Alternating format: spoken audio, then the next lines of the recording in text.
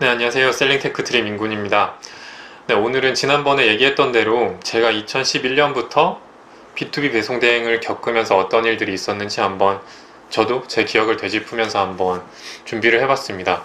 물론 그 시기나 이런 것들이 그때그때 기록해 두진 않아가지고 정확하지 않을 수도 있는데 큼지막한 사건들, 뭐 그걸로 인해서 셀러들이 꽤 큰 변화를 일으켰던 사건들 위주로 준비를 했습니다.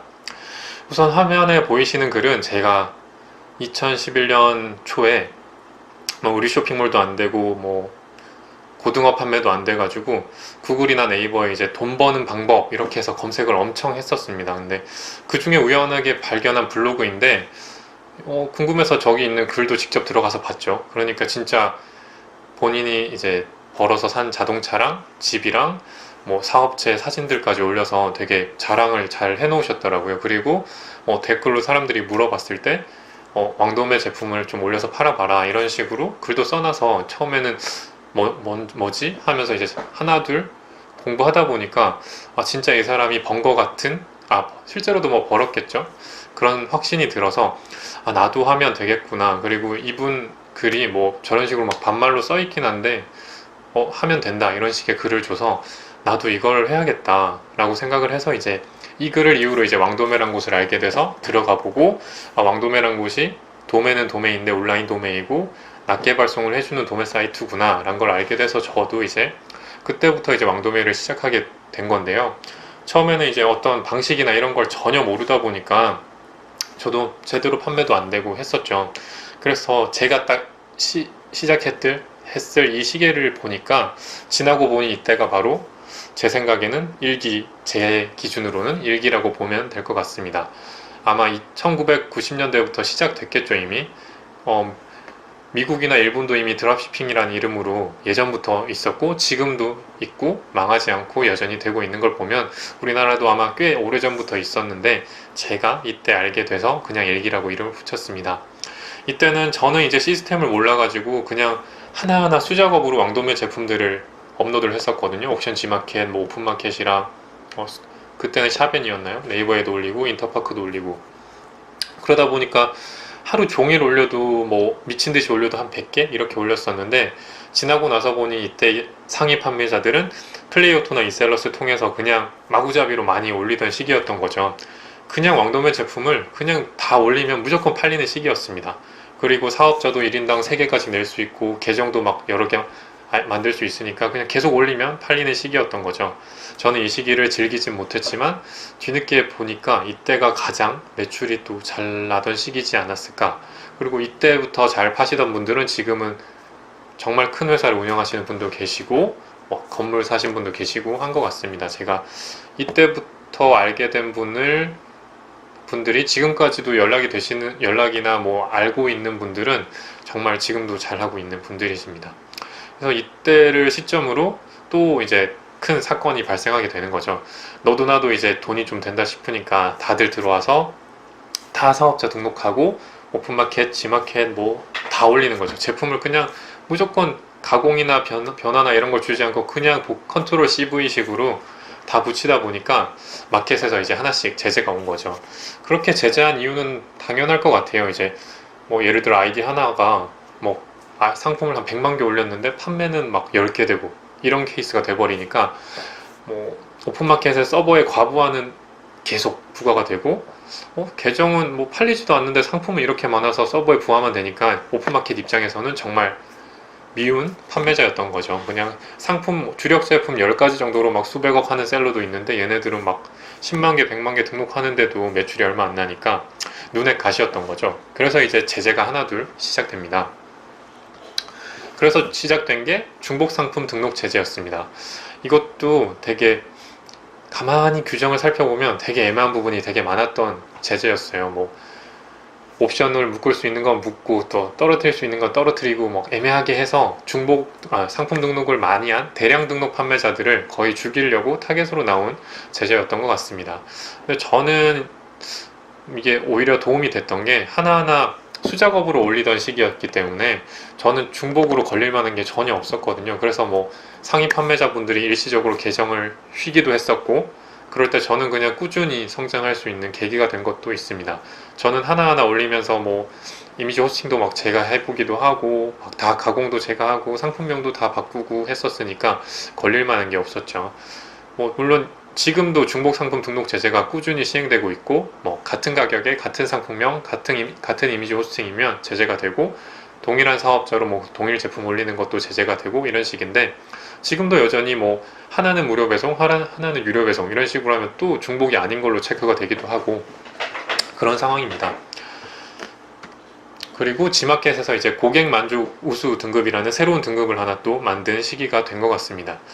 지마켓은 그 전까지는 그냥 파워셀러까지만 하면 어느 정도 매출이 잘 나오는 시기였는데 이 등급을 또 하나 더 마련하고 등급 기준이 좀 더 올라갔어요. 뭐 매출 지금도 1,000만 원인가요? 1,000만 원에 300건 이상 뭐 배송을 해야 되는 거였는데 그리고 CS 뭐 90% 이상 배송 90% 이상 뭐 이렇게 충족을 시키면 달리는 거였는데 이걸 달기 전과 후에 매출 차가 꽤 예전이나 지금이나 꽤 큰 상황입니다. 그래서 이게 등장하면서 또 이거를 어떻게든 맞춘 셀러들은 또 높은 판매율을 보였고 이걸 또 못 따라간 판매자들은 또 뒤처지고 이런 상황이 됐던 것 같습니다. 그리고 ESM에서 옵션 이미지 매칭도 등장을 한 시기였습니다. 옵션마다 옵션에 걸맞는 딱 이미지를 매칭을 시켜라. 그러면 좀 더 좋은 노출 점수를 주겠다. 이렇게 이베이 코리아에서 만든 거였는데 다른 마켓에는 이런 게 없었고요. 근데 노출 점수가 있다 보니까 이거를 이걸 또 맞춰간 셀러들은 그 사이 또 많은 혜택을 누렸고요.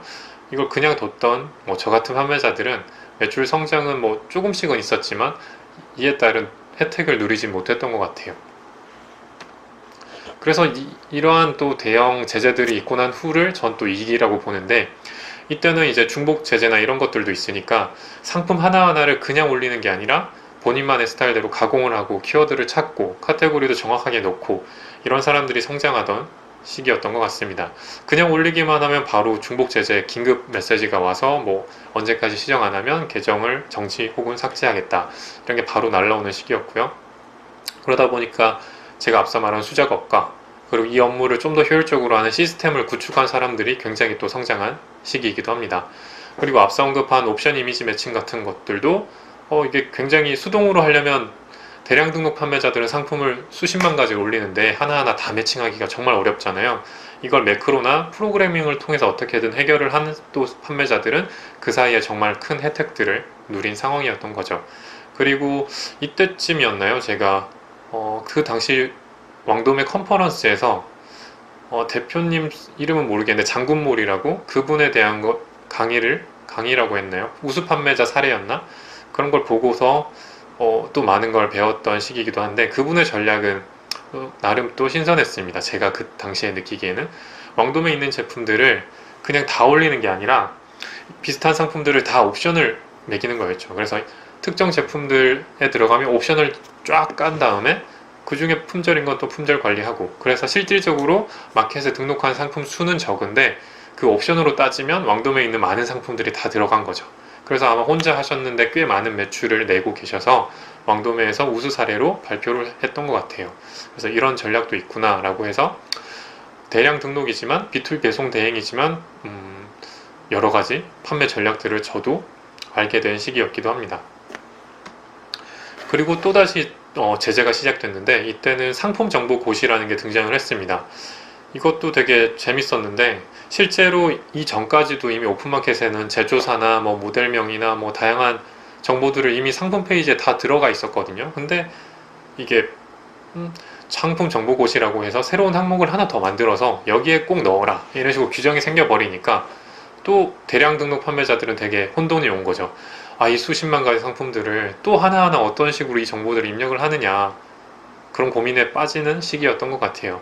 그러다가 지금은 또 뭐 상세 페이지 참조 이런 식으로 다들 넘어가게 왜냐면 이미 상세 페이지에 다 있으니까 아마 이 제도 자체는 뭐 독립 쇼핑몰을 통해서 제대로 고시를 안 해서 소비자들이 피해를 보니까 나라에서 만든 것 같은데 오픈마켓 자체는 사실은 이미 반영이 돼 있던 건데 이미 반영이 돼 있으니 안 해도 되지 않냐 이건 또 안 먹혀서 이런 식으로 또 한 번 혼돈의 시기를 겪은 시기이기도 합니다. 그리고 또 이베이 코리아에서 품질 지수라는 걸 만든 시기이기도 합니다. 지금도 있는데 특정 리스팅을 하면 이 리스팅이 품질이 몇 점인지 점수로 수치화해서 나타내는 거죠. 그래서 뭐 나중에 제가 또 설명드리겠지만 지금도 국내 어쨌든 점유율 1위를 차지하는 게 G마켓 옵션 합한 거고, 뭐 미국의 아마존처럼 과반을 차지하는 건 아니지만 어쨌든 꽤 큰 비중을 차지하고 있기 때문에 버릴 수는 없거든요. 거기서 또 살아남으려면 이 품질 지수를 최대한으로 맞출 수 있는 만큼 맞춰야 되니까 이 가이드대로 최대한 맞추는 판매자들이, 또 빠르게 맞춘 판매자들이 혜택을 보는 시기였기도 합니다. 그리고 드디어 상품 등록수 제한을 하기 시작합니다. 앞서 말한 대로 중복 제재를 해도 또 과부가 걸리고, 또 어떻게든 제재를 해도 또 대량 등록 판매자들이 무궁무진하게 나타나다 보니까 계속 서버에 부하가 생긴 거죠. 그러다 보니까 이제 계정당 상품 등록수를 제한하게 됩니다. 지금은 아마 어느 정도 판매량이 올라오면 아이디당 10,000개, 그리고 아이디는 3개까지 생성할 수 있는 걸로 알고 있고, 그러면 사업자 3개 내서 3개씩 하면 뭐 각 마켓마다 또 10만 개 정도는 쉽게 올릴 수 있는 상황이잖아요. 그런 식으로 또 해결하는 판매자분도 계시고, 아니면 마켓을 뭐 늘리는 판매자분도 계시고, 최근 들어서는 이제 또 뭐 쿠팡이나 스마트 스토어가 샵앤 스토어팜, 스마트 스토어 이렇게 진화를 하면서 최근 들어선 꽤 중요한 마켓으로 자리를 잡았기 때문에 이쪽으로 변환하는 판매자들도 많이 생긴 시기였기도 합니다. 그래서 이 시점을 기준으로 저는 또 3기라고 판단을 했는데, 수많은 상품들을 관리하면서 이 많은 상품들을 일괄적으로 품질 지수를 거의 만점에 가깝게 받을 수 있게 이제 나름 꼼수라던가 효율성을 부린 판매자들은 또 그 시기에 많은 판매율을 올리고 수익도 성장한 시기였습니다. 그리고 앞서 말한 대로 옵션을 많이 추가하는 전략도 뭐 최근 들어서도 다시 시작되고 있지만, 옵션을 많이 추가하는 전략도 많이 실현되는 시기이기도 했습니다.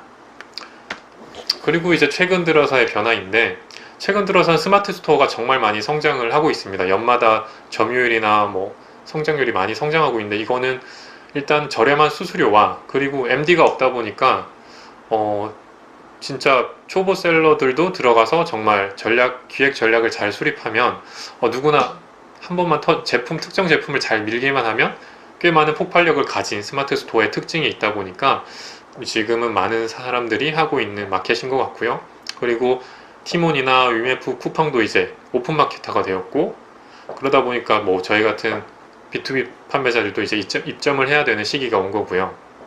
그리고 쿠팡의 아마존화, 저 같은 경우는 국내 마켓, 해외 마켓 다 하다 보니까 아마존을 이제 쿠팡이 따라하는 게 너무 많이 보이더라고요. 하나하나씩 개발자를 영입한 건지 모르겠지만 그 세부적인 것까지 너무 잘 따라하고 있어서 앞으로는 아마존처럼 많이 바뀌겠구나 라고 지금 저도 준비를 나름 하고는 있습니다. 그리고 단일 상품의 등장은 이것도 아마존과 비슷한 건데, 옵션들도 하나의 이제 판매자 관리 코드를 둔다는 거죠. 그런 식으로 관리를 좀 수월하게 하고 뭐 모바일 최적화 이런 것들을 통하기 위해서 이렇게 등장을 한 건데, 그래서 이제 이 시기를 기점으로 저는 또 4기라고 판단을 하는데, 지금은 어떤 상황이냐면 온갖 솔루션들이 완전 엄청 많이 생긴 시기입니다. 진짜 마음만 먹으면 그냥 뭐 회비만 주면 수십만 가지를 본인의 쇼핑몰이나 뭐 오픈마켓에 쉽게 등록하는 건 진짜 누구나 하루 정도면 다 할 수 있는 환경이 돼버렸습니다. 그러다 보니까 상품 하나하나에 집중을 하고 상품을 공부하고 공을 들이고 다수 마켓을 효율적으로 관리하는 판매자들은 여전히 자리를 잡을 수 있습니다. 분명히 쉽게 등록하는 건 누구나 할 수 있는데 당연히 안 팔리는 건 당연한 거잖아요. 그러다 보니까 상품을 좀 더 변화를 주고 기획을 갖고 본인의 시스템을 효율적으로 만든 판매자들은 지금도 시작한 사람들도 충분히 자리를 잡고 있는 상황이고요. 그리고 마지막으로 개인 브랜딩의 중요성이 커진다는 건 스마트 스토어나 뭐 쿠팡 때문이기도 한데, 지금 해외 마켓 경우에는 뭐 이베이로 한창 유행이 되다가 이제 페이오니어 같은 가상 계좌가 생기면서 아마존에 누구나 손쉽게 입점을 하게 됐고, 그러다 보니까 처음에는 아마존 판매 방식에 따라 셀리오스라는 게 꽤 유행을 하다가 지금은 또 이제 본인만의 같은 제품이지만 다른 브랜드로 본인만의 브랜드를 입혀서 또 판매하는 게 꽤 유행을 하고 있거든요. 그런 것처럼 국내도 이제는 분명히 같은 제품을 더 싸게 파는 것도 분명히 있는데 본인만의 브랜드를 입히고 장점을 부각시켜서 전략적으로 가는 게, 마케팅이 하는 게 굉장히 중요해진 시기라고 보입니다. 그래서 저도 B2B 배송 대행을 하지만 그중 이제 데이터를 분석해서 잘 나가는 저만의 주력을 갖고 이제는 브랜딩을 입히고 주력을 하는 단계로 접어들고 있습니다. 이렇게 제가 큼지막한 사건들을 한번 짚어봤는데 앞으로도 아마 중간중간 마켓은 계속 변하기 때문에 어떤 상황이 계속 닥칠 거예요. 근데 그 순간을 누구보다 빠르게 반응을 하면 다른 셀러들이 이제 똑같이 적응할 때까지 그 시기까지 매출이 굉장히 높을 수 있더라고요. 근데 저 역시도 많이 좀 뒤따라가다 보니까 제가 이제 뭐 이쪽 분야에서 정말 상위권에 계시는 분들 보면 특정 마켓에 변화가 오면 너무나도 빠르게 대처를 해서 많이 아직도 본받고 있거든요.